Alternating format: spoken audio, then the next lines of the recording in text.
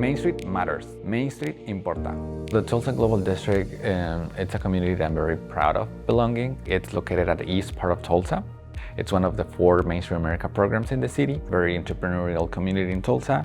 We have around 200 small businesses in 1 square mile. It's one of the most multicultural and diverse parts of the city. We have a very strong Hispanic community. We have a very strong Asian American Pacific Islander community. You can find people talking in English and Spanish and Vietnamese and Hmong, and this mixture of cultures, it's what really makes it really special. I'm proud of this community and how they have learned to relate to each other, not just for making business, but creating bonds and a real community and a sense of we are here in Tulsa working together to improve ourselves and the city. This network that Main Street is, it's amazing because you know people from everywhere in the country. It's really fantastic to see that more districts are becoming like the global district, like are becoming these multicultural communities, or more rural districts are looking for the global district because they're having multicultural appreciation now. That's fantastic because we can help them